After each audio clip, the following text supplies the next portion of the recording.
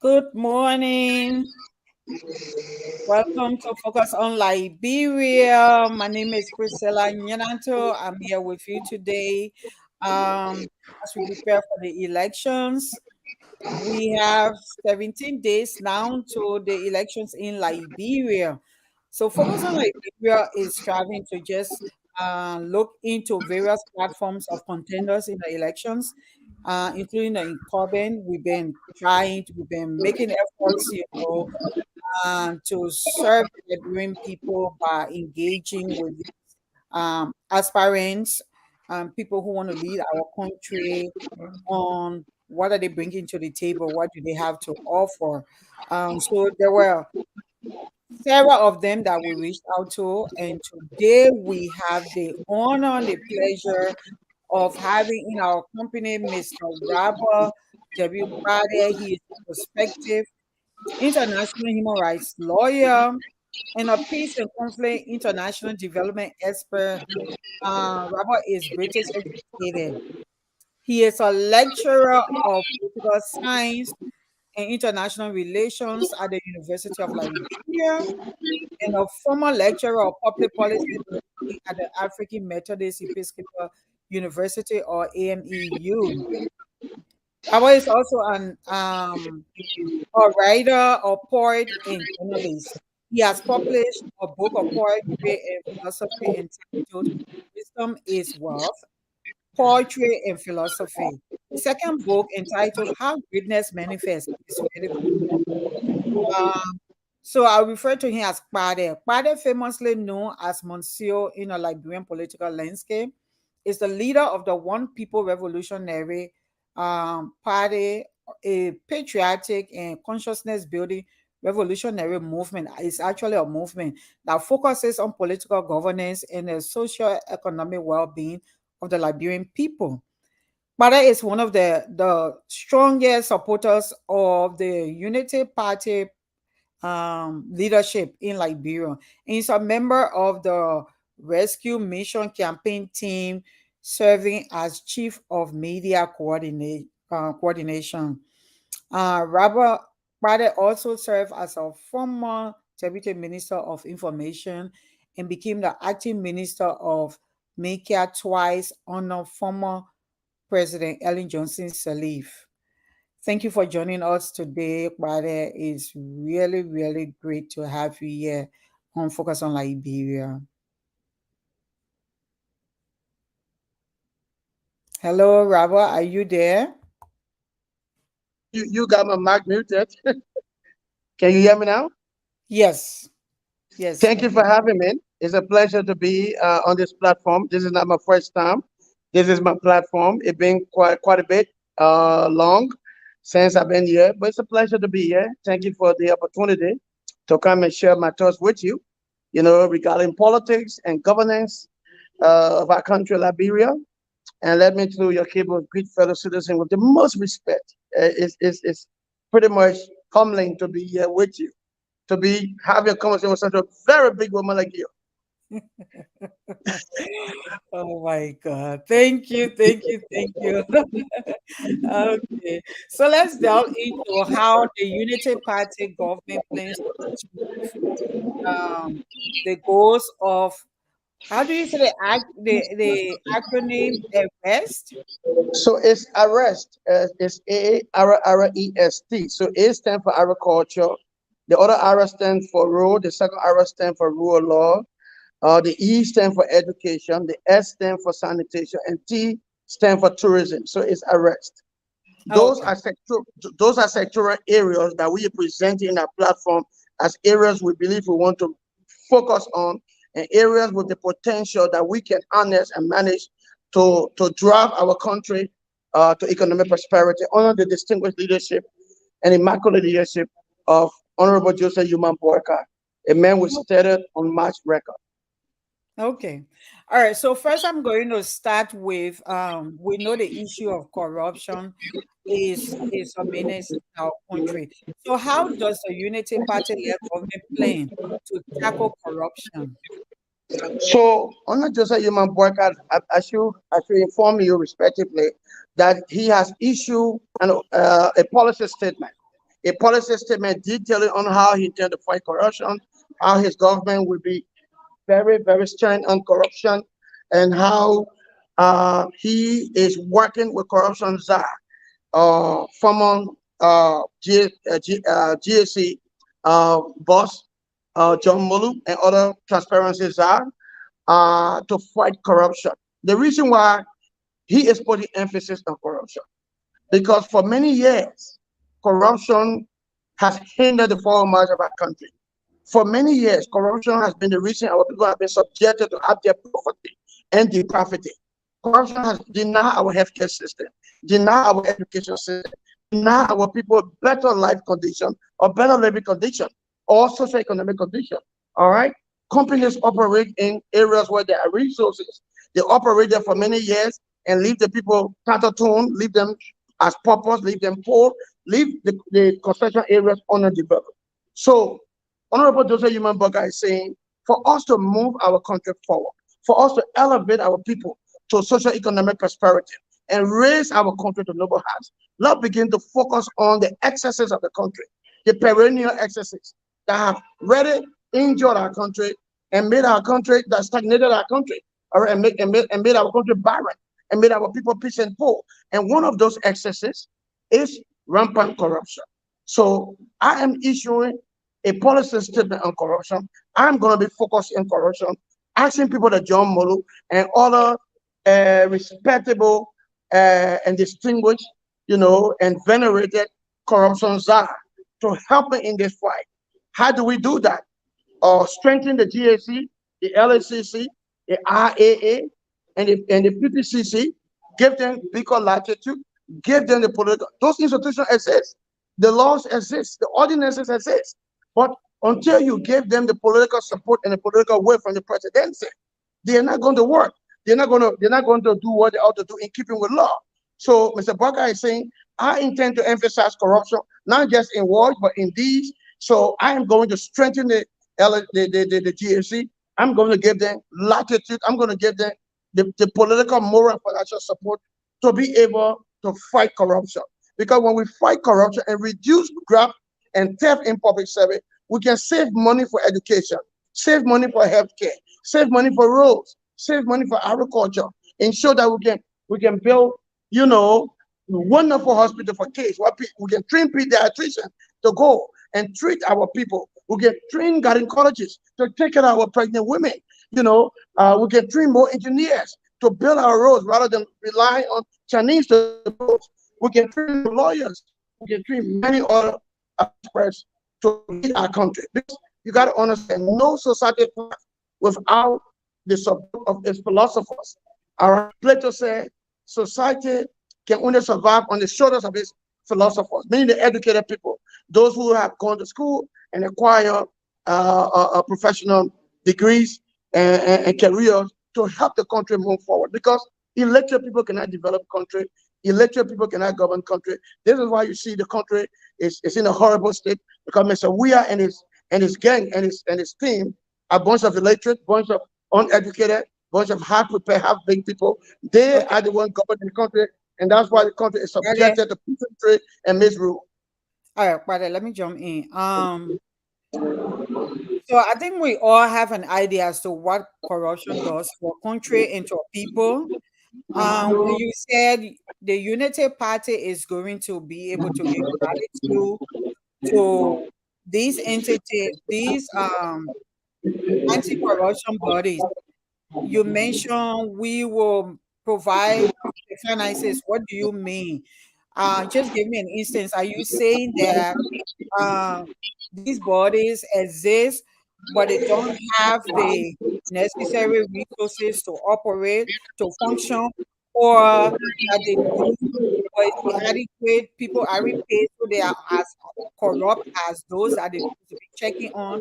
I just want to understand, like, how just lay out there for the ordinary Liberian. How are you going to an instant or two? Just be succinct in your response, please. Corruption. Oh God, you see somebody nonsense. Oh, careful. Yeah, we on live. Yeah. Hello, Kpadeh, are you there? Hello. It's frozen. Oh my God. Yeah. The internet. I hope he can just be brief in his responses so that we can move on.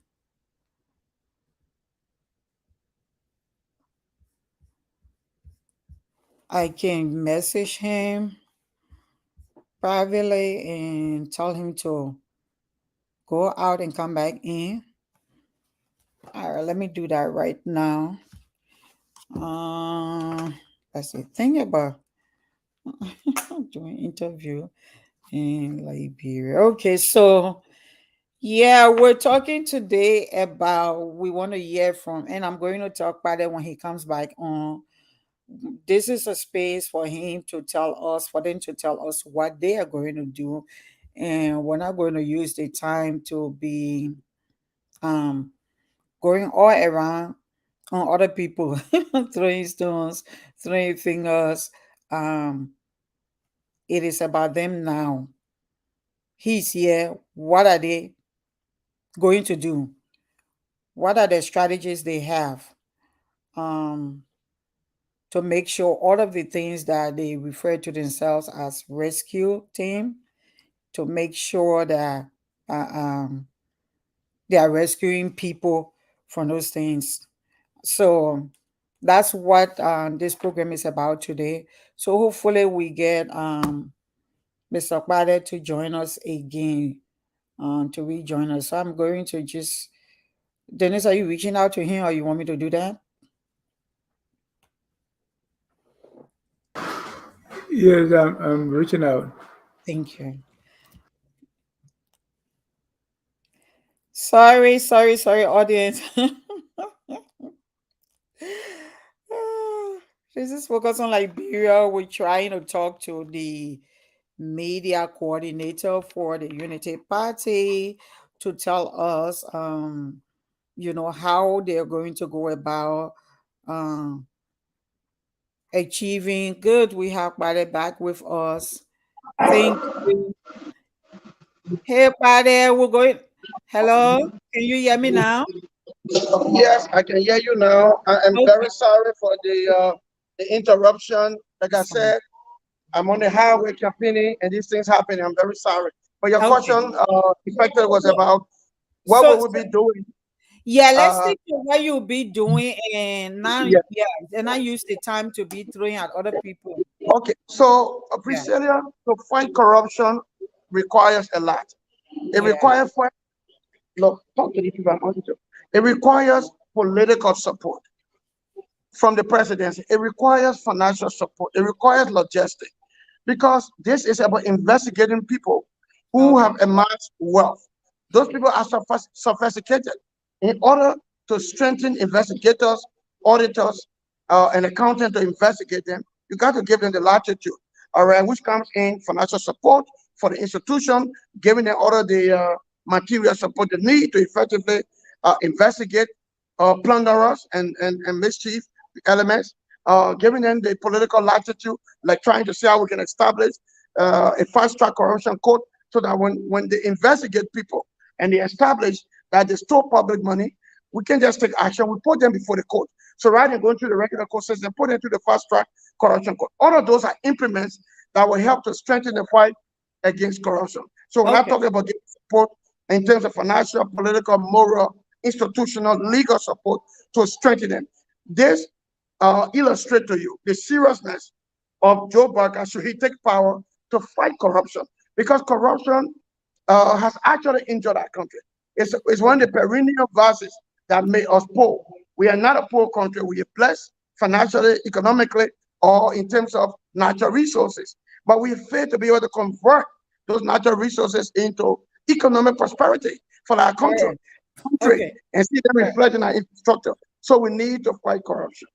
All right. Thank you. Thank you. Thank you. So now I'm going to move on to women's political participation. What is your political party status on meeting the women's political participation quota? There was a 30% quota. What is your status? Did you meet Well, that? first, I have to say to you, our party is very sensitive to women involvement in politics, and this is So in other words, no, you did not meet the quota. no. So listen, the person who chairs our campaign is a woman, in person of Senator Yombli Kanga, a distinguished senator. She is a rescue mother. There is also a second powerful woman on the campaign structure. That woman is Honorable Majida Cooper, another powerful woman. And then in our structure, you have women, in the representative and stuff like that. Now, I can't sit there to say we have been able to reach the 30% quota, but I say we are making genuine effort to have women engrafted in our process, because Mr. Boyka is sensitive to women involvement, and we know that in order for us to move our country forward, women got to be front and center alongside male counterparts, and women have got serious role to play. They are our mothers. These people have a lot of passion, great sensitivity. They have patriotism in their belly. You need them, all right, to partner with us in this sojourn to live our country to noble heights. So yes, now I can say to you 100% that we've reached that quota. I think we will reach there, but again, uh, in our entire structure, women are playing leadership role. The fact that a woman leads our campaign testifies to the sensitivity of Joseph Human Boyka and the rest of the campaign structure and our whole rescue mission, that we know women deserve a place on the table, and women deserve to lead, not just to be in the back. And that's why we have a distinguished iron lady, a lioness, leading our campaign as campaign chair. So, by the political parties, including yours, failed to meet just 30% quota. How do you expect us to interpret your failure to meet an MOU that you signed? Will we be wrong to see your non-compliance? Because at this point, we got less than a month to elections. So will we be wrong to see this as non-compliance? And your It will non-compliance and lack of political will on this matter no, as a disregard for all women, including those that you just named, including aspiring women leaders. Or you now this is cannot be now trusted. Priscilla, this is how it works. It will be Hold on, subjective hold on, to make such a hold on. conclusion No, that no, no, hold on, Pale. You're saying that you cannot be trusted to do the right thing unless it is legally binding. Like how do you intend to fight gender-based violence? so in the first place, let me correct you there. It would be wrong and subjective to say that we fail miserably. No. Now you got to understand, when they talk about 30% parity for women and stuff like that, it has to come in twofold. Even if the party expresses willingness to engraft women, women themselves have to come forward. Women themselves have to express a desire. All right. Now this thing cannot be quick fix. It will take some time. All right.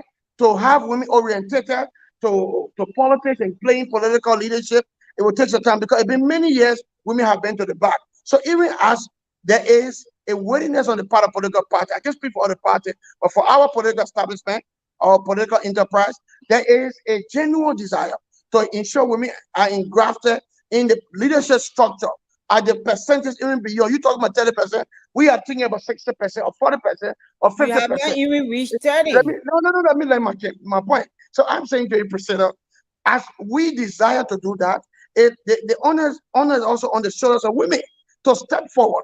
Now, redemption does not come on silver platter.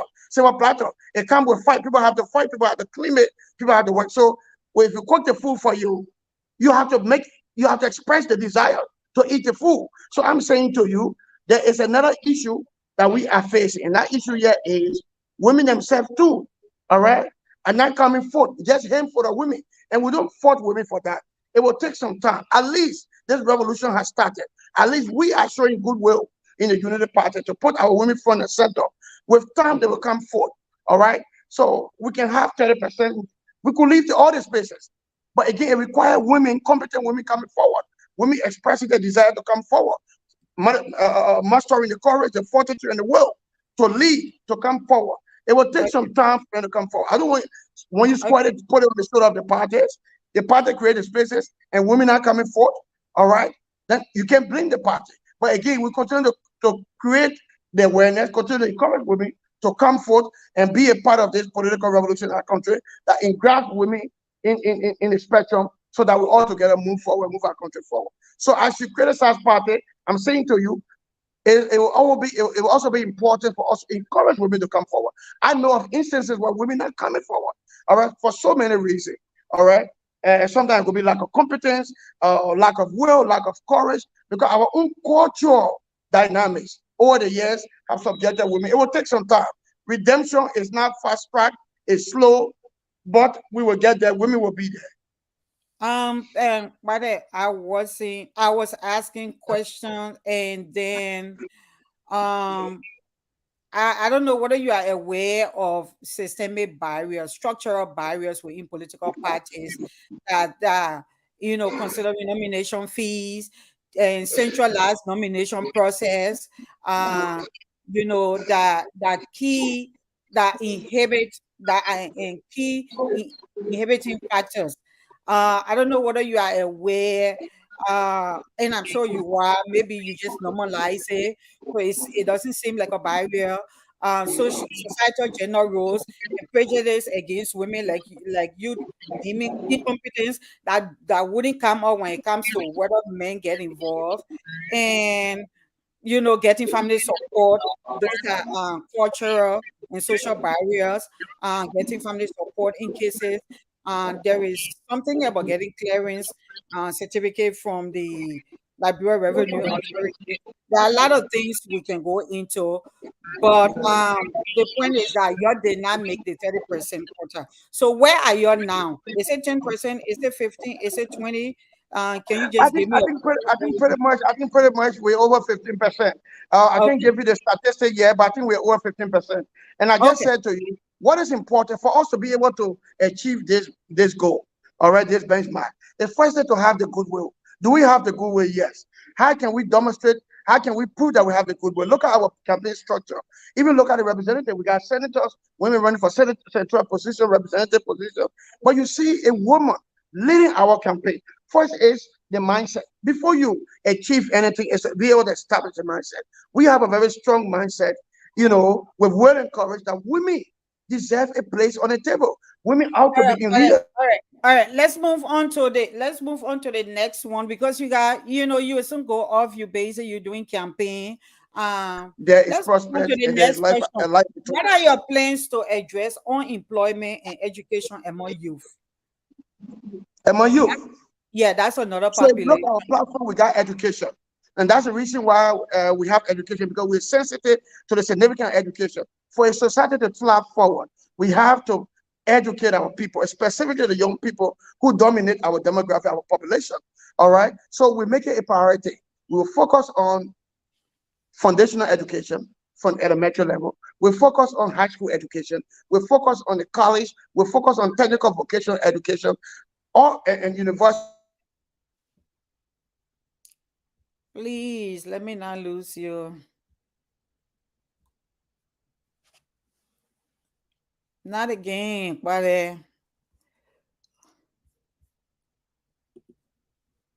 oh, he just frozen. Yeah, that's what I want you to just get to the point. Okay. The internet at his end. If you, I don't know whether you hearing me. If you want to go in and come back, I'm sorry, go out and then come back in. Maybe the next time we'll just do audio instead of you coming on. Yeah. All right, audience. So we're talking to the media coordinator for the Unity Party. Um, they just have 18 days or 17. October 10 is elections in Liberia, and we're just checking with those who are uh, vying for the highest office in the land and other offices, how they intend to be inclusive, how they intend to move our country forward with all of us involved. Women political participation. We have a high level of youth unemployment. They refer to them as Zogo. How are we? What are the policies? What are the strategies that these parties are having to make sure that in the next 5 or 10 years, our brothers and sisters, the youth, are incorporated into uh, workforce, become productive citizens, whether in the informal sectors or formal sector, or they can just afford, uh, livelihood, uh, and to reduce the crime rate in our country. So these are some of the things we talking to Kpadeh about, and he was gracious to give us his time. Kpadeh, you're back. Yeah, you were talking about the youth. They I don't know whether they refer to themselves as Zogos, but I know that's the popular way people refer to them. So you were talking about Yeah. what you have in So I place was to. I was saying to you, we are cognizant of the need to put emphasis on education, to rehabilitate young people that go astray, some hook on drugs, some riding pimping other people. So the way to do that first is to prioritize education, is to be able to invest in education, is to be able to have different programs, to look at curriculum, to look at elementary, the foundational level, to look at high school, to look at university, stuff like that. Train professors, give them opportunity to go out there for sabbaticals, write journals and stuff like that. Those that are hooked on drugs or going straight, what you call Zogos and Zogis, we need to focus on their first set of a program, get them rehabilitated, get them detox, put them through programs, vocational technical programs, put them through academic programs. So this thing is a, a piece of solid work. All right. But again, it has to be priority. It requires money, it requires programs, it requires a lot of genuine goodwill to do that. If we don't do that, our society is doomed because don't forget, our population is dominated by young people. All right. So eventually they're going to be the leaders of the country. If we don't educate them, I'm sorry. We will not have doctors, we will not have engineers, we will not have people to govern our country. So it's very important. It's a matter of urgency for us. All right. And when Joseph Boyka get elected, the focus will be placed on education at all levels, from elementary to junior high to high school to university to vocational institutions, to educate our people, professionalize them, and get them in sectors. Because even if we mobilize jobs, if we mobilize investment in the country, how do we get our people to work if we do not educate them? We'll have uh, foreigners come to do the job. So education is very critical for us. We're very, very, very sensitive to that. And we will invest heavily. We will have programs, policy programs to prioritize education, to look at our curriculum, bring it on par with other countries in the sub-region all and right, the rest of the world. all right, let's pivot to your platform, Arrest. So the first one is agriculture. How does the Unity Party-led government plan to revitalize the agricultural sector? to become Liberia premier economic frontier? How do you plan to do that? So fortunately for us, the Unity Party government will be led by uh, Joseph Human Boyka, someone who has a very outstanding experience, wealth of experience, very solid wealth of experience when it comes to agriculture. He's worked at LPMC, transformed LPMC from a tiny little cooperative institution to an economic giant that started contributing to the national envelope to the tune of 65 million when LPMC was nowhere. And then he moved to the agriculture ministry and led the Green Revolution. On worker at LPMC, Liberia cocoa and coffee went to the stock level and attracted market from Norway, from Sweden, and other places like that. He led the Green Revolution under Samuel Doe. So this is a man that this is a man under whose government agriculture will be prioritized. Now, the way to focus on agriculture first is to be able to focus on farmers through the cooperative, the LPC, the LCADP, the MCADP, those cooperative, strengthen them so that they work with farmers through extension programs. All right, create markets for our farms. But the goal is to ensure that agriculture create food security. All right, and agriculture uh, uh, uh, uh, uh, is focused on not just on the local front, but we can be able to ensure that our products can have value addition. How do we transform orange to juices? How do we transform cassava to glue and other products? How do we transform other products into finished product value addition so that it expand the revenue stream? All right. Our staple is rice. All right. It's about time that we move to a new era where we begin to focus on rice. Currently, Liberia is importing rice on a yearly basis around 250 million, 240, 250 million. All right. We need to reduce that, or we need to actually find a way to begin to focus on planting rice across the country and feeding ourselves. That way, Okay. we will cut that huge amount of money that we used to buy rice, so that that money can be used to enhance our domestic revenue. But more beyond, if we can focus on agriculture and create a lot of foods and products, we can attract foreign resources to build Okay, that's our what. balance of payments stuff like that.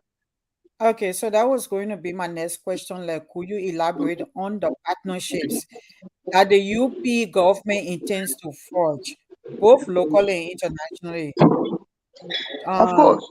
and then give me specific incentives that you will offer to farmers through agricultural cooperatives.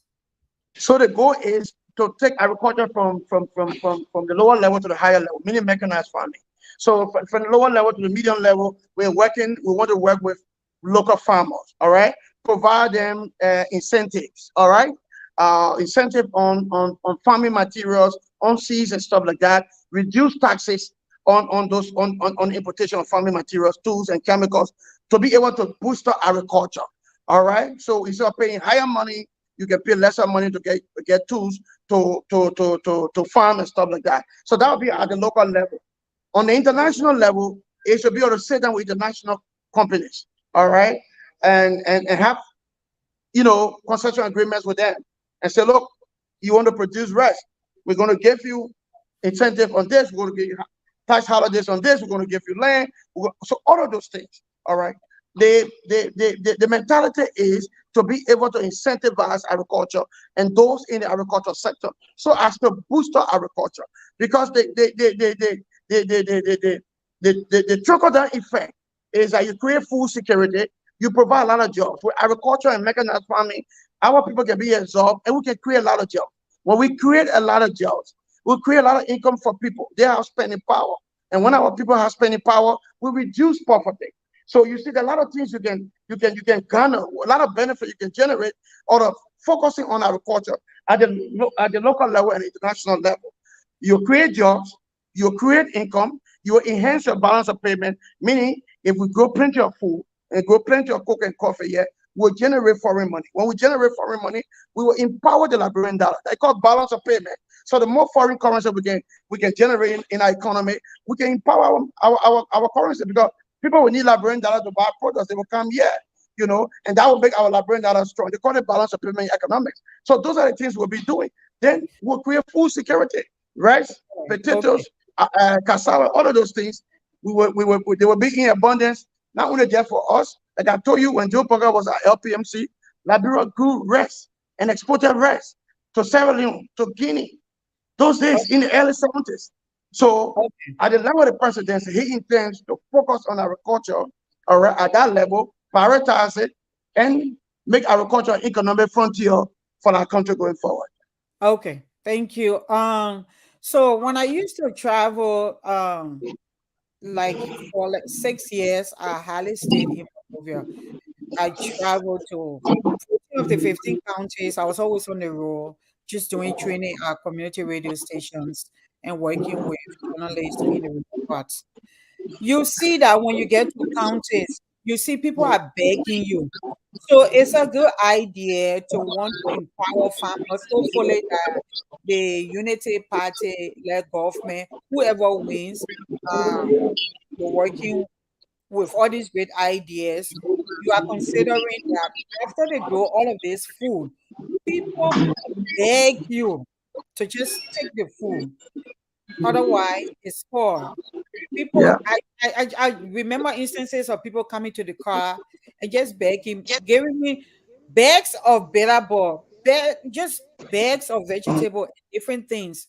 So, to road infrastructure, particularly roads, is Yeah. it is said to be a core focus for Yes. your government. What is the immediate plan for road construction and maintenance? I still see posts on Facebook with people showing the car stuck in the mud. This is something that some of us used to go through. 4 days you in the mud. By the time you come to Monrovia, you got all these part on your skin because the mud has dried. What is your immediate plan for road construction and maintenance? The first thing here, Priscilla, role is an economic tool to develop a country infrastructurally, to expand your economy, trade and commerce, to boost your transportation, goods here and there. You got to emphasize on road. Road must be prioritized. Road must be focused on. Even to be able to emphasize on agriculture and develop agriculture, you need road, because if we can't get road, you just talk about along the routes in the counties. Who are spoiling? You got plantains, cassava, banana, rice. People are begging people to take them for little or nothing, because why? We do not have roads to get them to major markets in the cities. So road is very, So very, what very, is very, your very. immediate plan too for road Yeah. construction and So the maintenance? plan is to focus on road, is to build roads to connect the cities and all counties and cities. But that means we can get farms, take their product to cities, to different cities, and be able to sell to companies, sell to the market and stuff like that in real time. All right. And with road, you can be able to promote trade and commerce. All right. Now I talk about the one of the very important thing here, and why road is very important, even for the agricultural cooperative we're talking about, that we give farmers the extension support, and to give them other support, and to create markets for them. You need road to connect them. So if you have, it's a BCADP or the Bon County Cooperative, you need a road from Lofa to Bon County, where people can take perishable goods, products, rice, and other things to Banga in time and get the market there. So there's a hope there from other places, Nima and other connecting counties and other places. So road is very important. So even in the first 100 days, Mr. Barker has said, so the people elect him, or when the people elect him, the first 100 days to focus on road, all right, to ensure that the roads are possible, are passable. Now they started putting asphalt on them, condition them in a way where our people can move freely, goods can move around freely in real time. So this is one of the 100 days deliverable for him. This is to say to you how road is significant to the government, should he take power, and how he intends to emphasize on road. Beyond the 100 days, road is a major priority.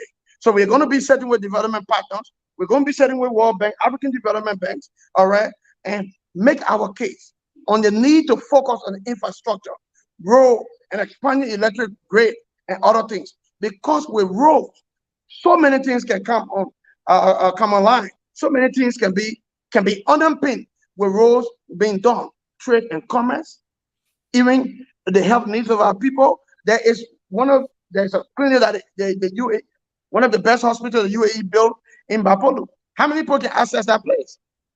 Not many people can access it. Why? Because no roads.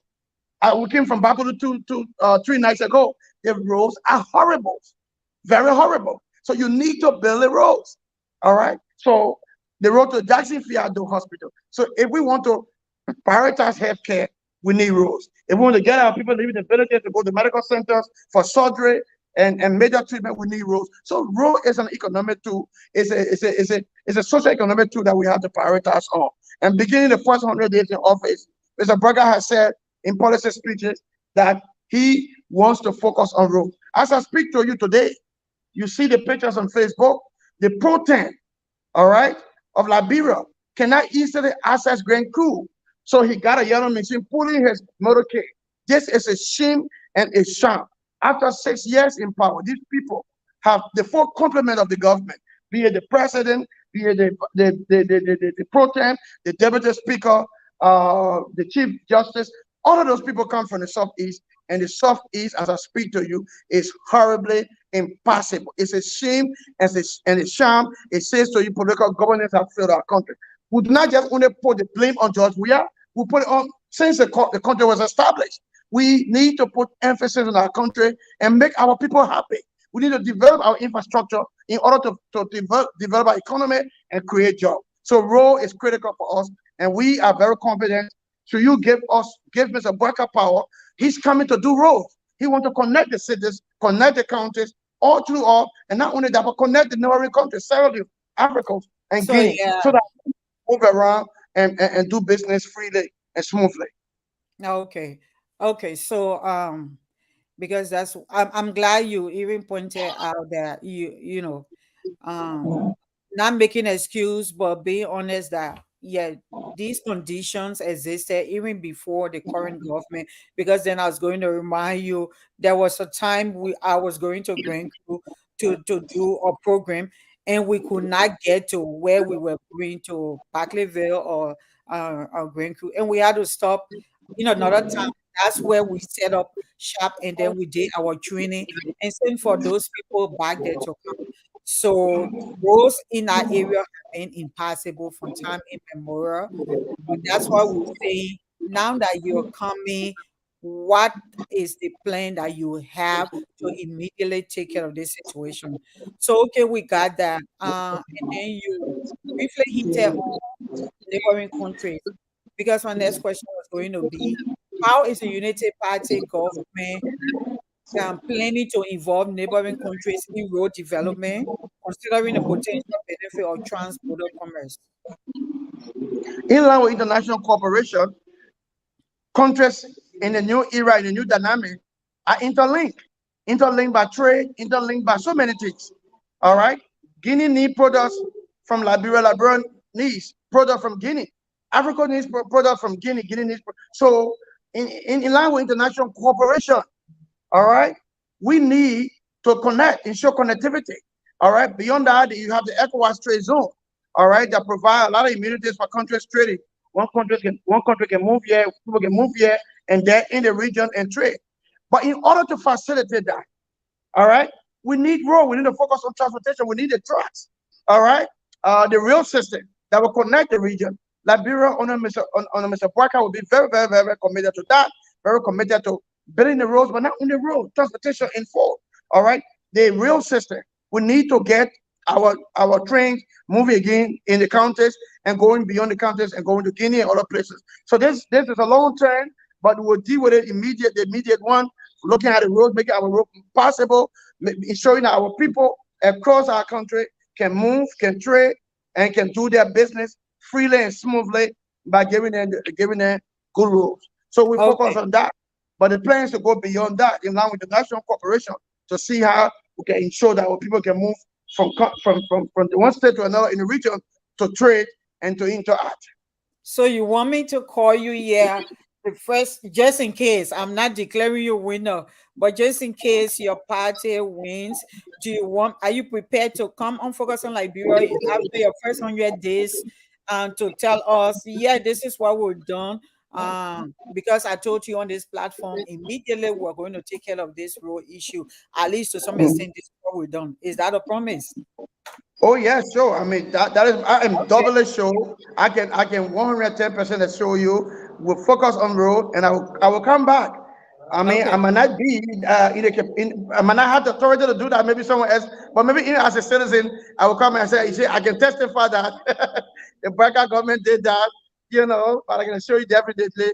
I know how he is passionate about road. Even Okay. 2017, his campaign platform was road, road, and road. He emphasized road because everything hinges on road. Trade and commerce hinges on road. Building our healthcare system hinges on road. Too many things, man. Improving the livelihood of the people. All right. If the roads are open and people can access the counties in real time, take goods and get professional, that just will go. We have the Thomas University in Maryland. We have the community colleges. People want to go and provide lectures and teach, but you don't have the roads are bad. I mean, people want to go stay there over the weekend. I'm a lecturer at the University of Liberia. I like to go to Thomas University of Liberia, Thomas University someday and lecture political science, lecture international relations, and lecture law. You know, but you don't have rules. How do I get there? I could go there, teach, and over the weekend drive back if you have rules. All right, doctors want to go there, work, and come back to see their families in Morovia. All of those things. So rule will really underpin a lot of things for us, will unravel a lot of things for us if we focus on road. So it's an economic tool, and agriculture being the frontier, economic frontier now for the whole world. Road is an implement to complement agriculture, complement tourism, and everything that we want to do. Road is very essential. Okay, I'm going to skip the education part because you I think you already addressed it when you were talking about youth empowerment. So let's go to Absolutely. sanitation. What Sanitation. are the yeah? You remember we were looking at arrest, each of the Yeah. letter. Yeah, so Yes. you have S in arrest, right? Yes.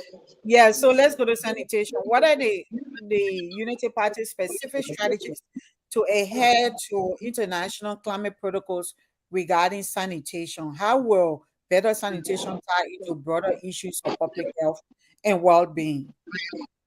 So the first thing you got to understand the concept first when we talk about sanitation. Sanitation is public health, meaning keeping the country clean and green to enhance safety and health of society for our people. All right. So the concept and the theory is to ensure that our cities are clean, our communities are clean, our people can move around, they can breathe fresh air, they can sell food in very clean ambience, and then public health will be secure. If the streets are dirty like they are now under the real government, if you go to Morovia, every part of Morovia, Stockpile, dirty city, stink city, people are getting sick. Women say color in the street and other place, cowboy in the street. The ordinances are there, but nobody maintaining the ordinances. The places are very dirty. And this is a major threat to public health. So, in order to keep the place clean, we want to make it a major priority in our government. All right, to have, in keeping with certain ordinances, to have programs in place and policy. How do you gather data? How do you uh, ensure they are, taken away? Garbage control, all of those basic things. So you have friends in the place, you have sister in the place. It's just about putting sister in the place and putting quality people who are educated, who are trained in those different areas to mend the system and ensure that the system works. But we cannot afford dirty city. Now, you talk about climate protocol, it begins with keeping the place green and clean. All right? Green and clean. And to manage emission, people not running around our street with dirty cars and smoking the place. Or what? There are ordinances to ensure that those things are prevented. But until you have people who are fully equipped, all right, adequately ready and prepared to do the job, you cannot have it done until you make that priority. Until we begin to penalize people for dropping dirt in the street. You can't be driving in the street and take your dirt and drop it in the street. In Singapore, it's one of the cleanest places. If you drop dirt in the street, you are penalized. They whip you for it. I'm not saying we should whip people, but there can be other penalties. We can fine you with a heavy fine, so that you don't put dirt in the street.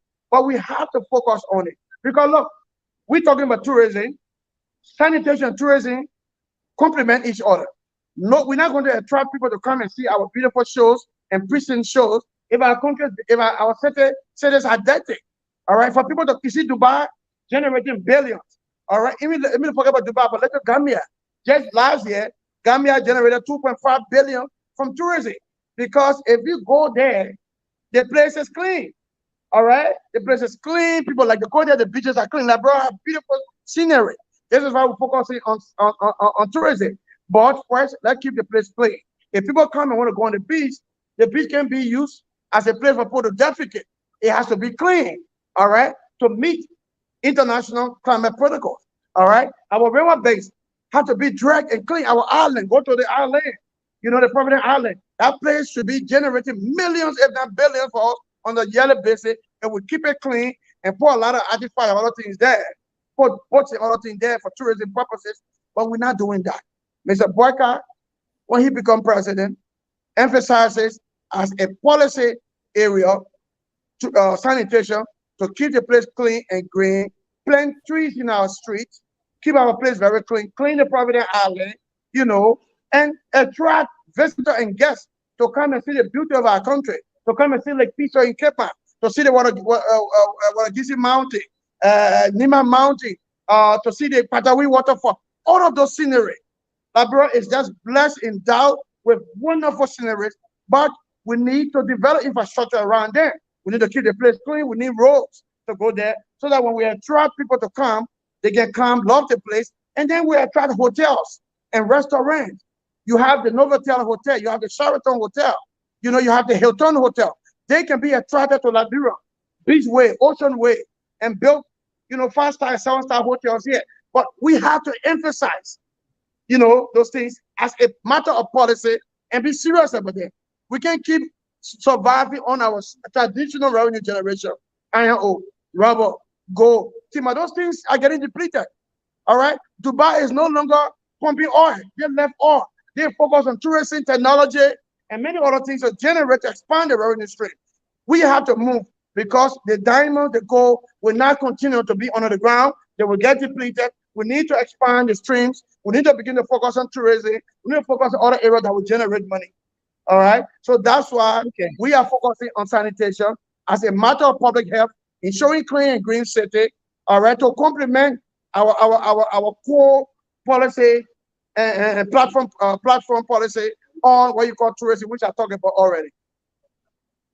Okay. These sounds all great and nice. These are all really, really great ideas. My concern is specific strategies. But I just wanted to point out something. I'm not making excuses for this current government, but as I continue to tell you, because you're here now, I'm more focused on what you are doing. Because I don't. Otherwise, we're going to a situation where, well, we met it there before.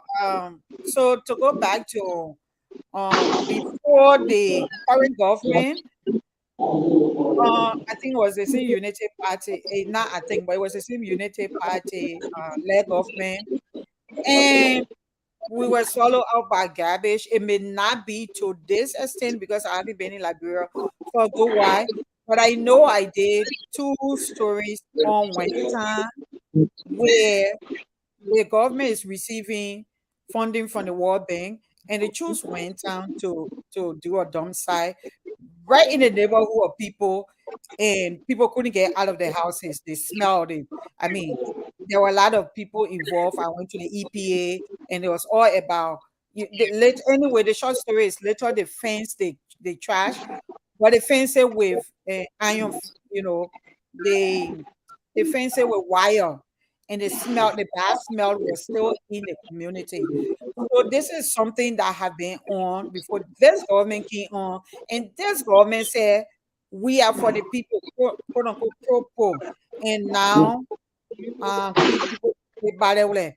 So anyway, I don't want also identify it as, you know, honor them and then the whole place got swallowed up. But also, yeah, we have a government and the place is as bad as, or maybe worse than it used to be. I wanted to clarify that point. So hopefully, with your coming in, there will be more concrete measures taken to, yeah, like you say, to just Give that place some decency. I mean, we need to get some sanity. So Mhm. hopefully, you got better strategies to take care of that. You say you dealt with the aspect on tourism, on tourism. Um, can you maybe briefly talk about how the Unity Party will attract global businesses like leading hotels, restaurants, stores to Liberia to support the tourism industry? Um, just briefly before we wrap up. So let me reiterate. Sanitation is a matter of public health. And that's why we, in our platform, we focus on sanitation because we believe if we want to emphasize tourism, if we want to attract people to our shows, to share in our pristine sceneries, be it the Lake Piso, the Water Gizi, the Pata we fall, and all of the beaches along in this in all of the wonderful, amazing coastal line, all of those. If we want to attract people there, we got to keep the place clean and green. Our cities and communities have to be eco-friendly. We can't have the place polluted by emission and other things. It must conform to international climate protocol. That's the first thing. Secondly, we talked earlier about infrastructure, roads, and I also talked briefly about electric grid. Those are economic too. In order to attract investors to come and build hotels, and I name chains of hotels. I talk about the Hilton, all right. I talk about the Ritz Carlton. I talk about a Sheraton and other top-notch hotels around the world to attract them to come. They want to come to beachfront. They want to come to island waterfront. But to attract them, we have to build our places. We have to keep the place clean. We have to have infrastructure in place, roads, electricity, pipeline water. Those are the things you need to put in place first. Second thing will be security. That's why in our platform, you see rule of law. Rule of law is to ensure national security. People can go and get justice. Investors can come here and know they can do their business freely. People will not jump in their place and mess with them. Bank will not mess with them. People will not mess with them because the law will not be tampered with. People will go to the court and get justice. But not only that, there will be security, national security. People will not be killed mysteriously. People can move about in the street, whether it's 3 o'clock in the morning, without anybody putting gun to your head and robbing you. All of those come under rule of law. Ensuring that the court system works, ensuring that national security works, people can move freely, people basic fundamental rights are respected. All are encapsulated in the rule of law. That's why we have said, as part of our platform, rule of law is a matter of significance, a matter of exigence for us to ensure that people can come here, people can be attracted here, and feel the need to invest here because the investment will be safe, even their own lives will be safe. So the way we can attract people is to first put all of those basic fundamentals into place. Rule of law, infrastructure, and everything you need to put in place to attract Hilton, to attract Sheraton, Ritz Carlton, and you just name them. All the hotels too you can think about. The best restaurant, King Burger, and you just name them to bring them to Morovia and to Liberia. You need to have a society that have rule of law, that is peaceful, that respect the basic fundamental rights of people, the court system working, the lights are on, the pipeline water are flowing, and life is here. And the country is once more a place of glory and peace. And citizens can get job and move freely, and no one feel threatened. And the basic fundamentals, tenets of democracy are upheld and respected. We will attract those people here, and those are the things the Joseph Boakai government will put in place to ensure our country turn the corner once more, and to ensure that our place is a destination for foreign direct investment. Okay. All right. So, as we wind down, how does the arrest platform tie into the broader vision of social economic transformation for Nigeria? So let's just give us a clear picture of this synergy of the four pillars. Yeah. So look, so the primary objective of the platform is to be able to drive our country to social economic prosperity. Is to be able to give our people hope again and an opportunity to live, not to survive. You know, in our Liberia now, people surviving. They're not living. We want our people to live again. All right? We want our country to be great again. And the way for our country to be great is to give our people better education system. All right? Get our young people to get quality education and compete with people in Ghana, Nigeria, Kenya, and Rwanda. Our kids can go to school again and get quality education again. Our professors can be good, sharp, and brilliant again. That's why we are focusing education. We are focusing on rule of law, so that this place cannot be a place of banditry and armed robbery and thuggery. Our people can move around freely. The stores can open up to 12 and 1 o'clock, and no one can jump in your stores with gun. If somebody wrong you or offend you or aggress your rights, you can go to the court, whether you're poor man, you're rich man, and get justice. And the court system is one thriving on integrity and credibility. You know, another place of fatality. You know, all of those. You know, so we want a country through the platform, all right, that we're trying to corner and be a place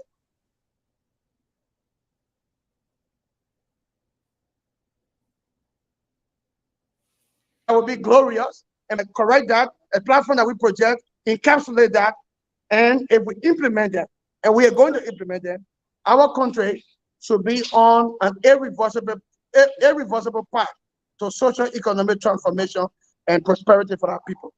Okay, so what set the Unity Party's agenda apart from other opposition parties? What set you apart from other opposition parties? Well, number one, we project a leader that is well experienced among all the leaders, a man with integrity, a man with distinction, a distinguished elder, a man of compassion, a man of God, a man with the wealth of experience that we need honesty. For too long, politics and government have been associated with malpractices, excesses, debauchery, you know, decadence, sham and shame, infamy. In order to change that, you need people at the helm of power, all right, with that veneration, with that passion and love again, to be able to change, you know, that star, that decadence and debauchery. Joseph Barker is that person with the repetition and the wealth of experience and passion that we put forth in the first place. So that one thing distinguishes us from the other party. We have a distinguished leader that will prepare the country, all right, on the path of the rule of law, merit system, you know, decency and morality. This place will not be a place where corruption and sycophancy will be normalized and impunity. Joe Barker is very, very succinctly clear that he's not going to tolerate impunity and corruption any longer. And we can say with confidence, he tried and tested. He's been government close to 40 years. He's not stealing public money. We respect him for that. The second thing about our movement is not just a unity party, it's a unity party alliance, but more importantly, if we follow the recent launch of our campaign, our party, our movement now is a people revolution.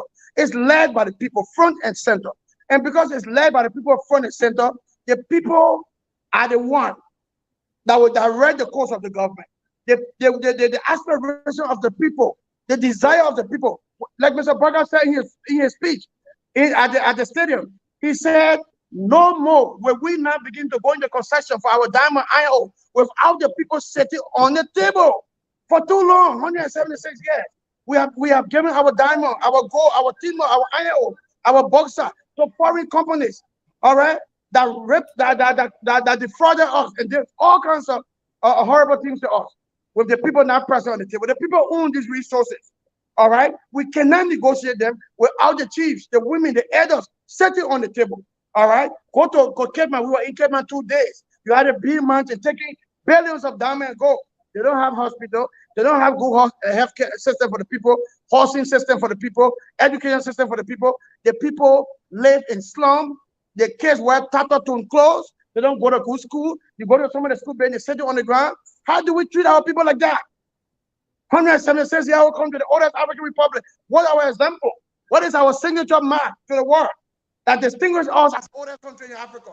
We have to change and put our country in the proper perspective, putting emphasis on our people, putting dignity on our people's lives. So we will negotiate the concession. We'll visit some of the old ones, all right, and ensure that the will, the desire, the expectation of the people are reflected in this concession, not just leaving it with the legislature to go and pass it. No, our people will be involved this time.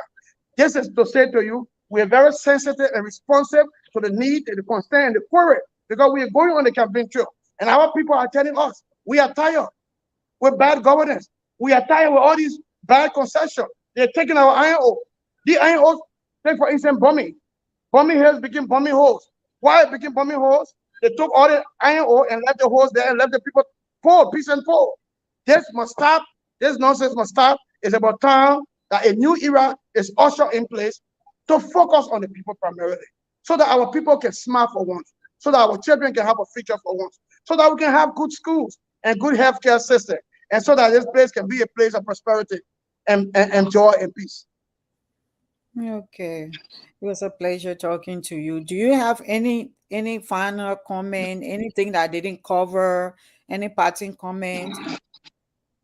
Yes, very importantly, I want to talk about the integrity of this election. We want to say to NEC that this election represents a very defining moment in our country's political history. This is a democracy. Primarily, democracy is about the will of the people. No attempt should be made to subvert the will and desire of the people at the polls. Whoever wins this election must be given the mantle to lead. We are hearing all sorts of things. Attempt to rig the election, attempt, but now as I speak to you, the voter roll should have been released. The Electoral Brown and her colleagues at NEC have not released the voter roll. The law says 30 days for election, the voter roll should be released. Political parties should have the voter roll, dissect them, evaluate them, make sure that it conforms to all of the etiquettes required. That has not happened yet. So already, NEC is treading on a very wrong path. I want to say to them, we will not tolerate irregularities, fraud. This is 2023. Our country is urging on a very critical juncture. This is about the life of our people. This is about our country. We will not tolerate any election result that does not represent the will and aspiration of the Liberian people. We're saying to the Electoral Brown, we're calling on the international community to press them. It's 17 days to election, and the voter roll has not been released. When the law said 30 days, so that we all have ample time, all political parties, including the incumbent party, to verify. All right? We want to go to the data center, access the data center. We've been hearing information that CDC has an app in place. They are going around buying voter cards, buying number from people voter cards, and punching them in the app, and they want to pass out to this to the commissioner for data and everything called fraud. This guy whose name has been associated with thievery and robbery and fraud and irregularity, to punch in the number. Look, electoral fraud and irregularity have security concerns and implications. They are conflict triggers. So all we're saying, this election must be free, fair, transparent, and credible, as dictated by the concept and theory called democracy. Nothing short of that. And no one will tolerate that. The people are angry, they are furious, they are going to the poll to vote, they are turning on in March, they will protect the vote. And I can say to anybody who's thinking or whose imagination is to rig this election, you are in for a big surprise if you ever try that. Thank you for having me, Priscilla. It's been a wonderful time. Yeah, I was going to let you go, but quickly, the issues you raised are concerning the last part. Serious, they are serious and they are concerning. Yes. Hopefully, yeah, we hope against all hope that, we hope that, it's not the case. But what do you mean by will not tolerate? Will not tolerate? What are you going to do just in case? The people will not tolerate a rigged election. What does that mean? It means they will not accept it. If you rig the election, if the people voted, if they vote, then the people go to the bottom to the precinct center and they vote, and then you subvert their vote, you defraud them of their vote. There is a tendency for the people to resist that. All right, So all Yeah, we're are saying, we? And I get that. I'm just wondering if we and resisting. What form are we using? We hope we don't get to that, but if we have to get to that, what are we thinking? I'm talking about resisting. the law provides that people can demonstrate, people can protest on our law, Article 17, 18, 16, and 15. Under those provisions, we have people have the right to gather, people have the right to speak, people have the right to disagree. So I'm saying to you, it's a civil right for people to disagree. It's a civil right if people feel cheated, if there's injustices and travesty of the electoral process, people have the right to disagree with the system. All right? And it's up to the people. Don't forget, the people, power inherent in the people. All right? There is no state holds power without its people. The power of the state is inherent in the people. So if the people said no, we feel cheated, and so we hereby disagree. So it be the people are Lord and gospel. The people holds the power, and they are the holder or beholder of the state. The state is not a state without the people. The I people just constitute the state, and so okay. the people voice, the voice of the people is the voice of God. What the people say must happen. So anybody who tries to subvert that or undermine that, so it be, they shall Okay. meet the wrath of the people. That's what I'm saying. Oh, I was just checking. Hopefully, the wrath of the people will be expressed. Hopefully, we don't get to that. But if we have to, hopefully, we will realize that there is always, a course of action. We can buy. We can take, for example, we can learn from the example of the late Councillor Charles Bronski. He went to court.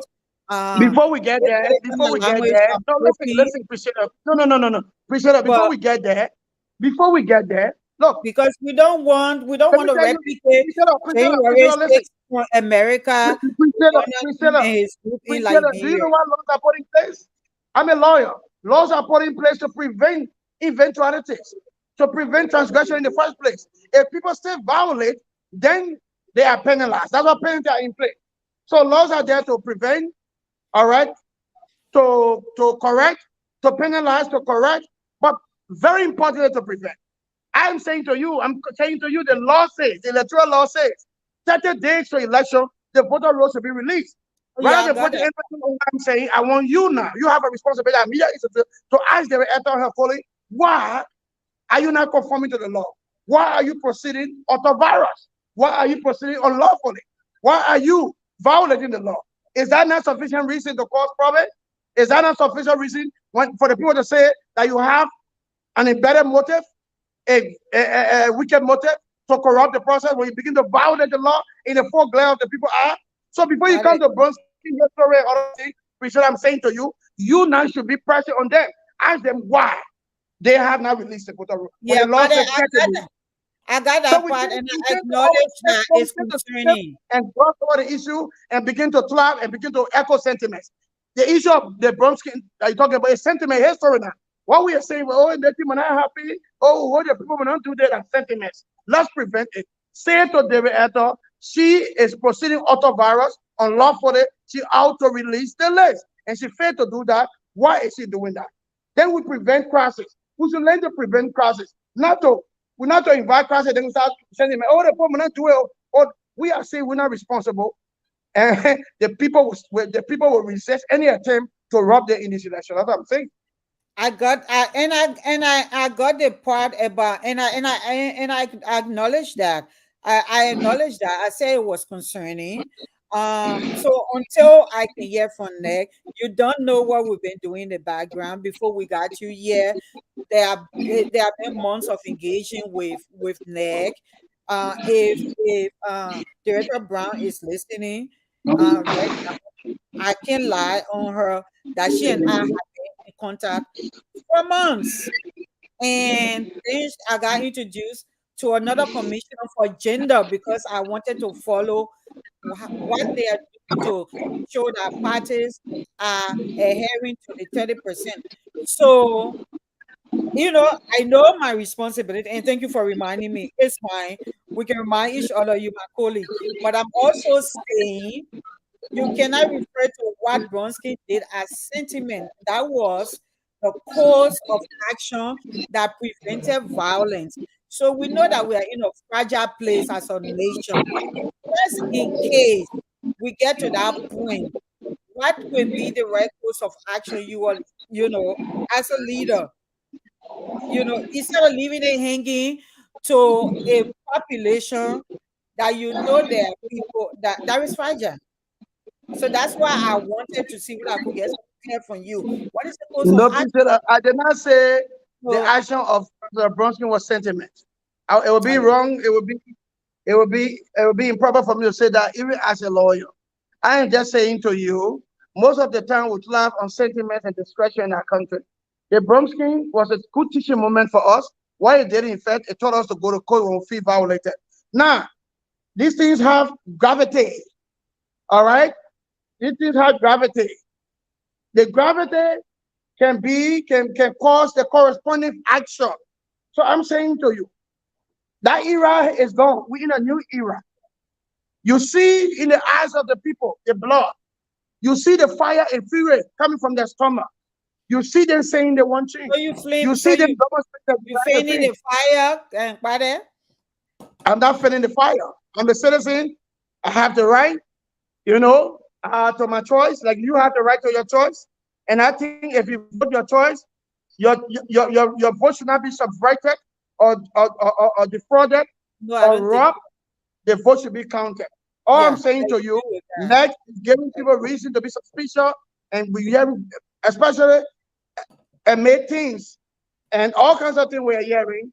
They will enter into proceed properly and rightfully and lawfully. Lawfully. What is not done properly and what is not done lawfully is not done at Not all. And it's all. a receipt for conflict. We don't want conflict. That's what I'm saying. No, we don't. Thank you Yeah, for having we me, don't. my good friend. Yeah, thank you for honoring my invite. I appreciate you. Thank you for Thank you. getting off the road. You're traveling right now, and Yeah. getting off the road and finding a place because we Yeah. talked about this to make room to talk to me. So I'm I 1 hour appreciate 10 minutes late. I'm in route to River Says and 1 hour 10 minutes late because of the interview. But I'll all break the the red best. time and we'll go on. Yeah. So thank you. Yeah, God bless you. Thank you for having me. all, Let's talk all the again. all the best on your travel, and we all hope for the best for our country, and we want a violence-free election and a free and fair one. So yeah, Thank you. so thanks for the work you're doing out there. And hopefully, at the end of the day, it's Liberia. Thank you. Thank you. So thank Bye you so bye. much. Cheers. Yeah. Uh, All right. Thank you. Thank you for staying with us, audience. It has been a good time with Mr. Kpadeh. He's the media coordinator for the Unity Party. They're out there. I know it's a busy time now. It's a hectic time for all the political parties. So we appreciate those that find it necessary to talk to the Liberian people, to talk to us about how they're going to go about serving the people. These elections are very important for the progress of our country. So we'll continue to engage with aspirants in however way they refer to themselves to come on, and as they come on, we'll make our platform available that they can talk to you all. Thanks for staying with me, and have a blessed rest of your Saturday. We'll talk to another candidate tomorrow at 10 o'clock MSC, which is Arizona time, and it'll be 12 Eastern time. On Focus on Liberia, it's going to be on a noon day. We will have one of the contenders talking with us tomorrow. So join us tomorrow. It's going to be another engaging conversation. Take care and do have a wonderful day, rest of your day. Bye bye.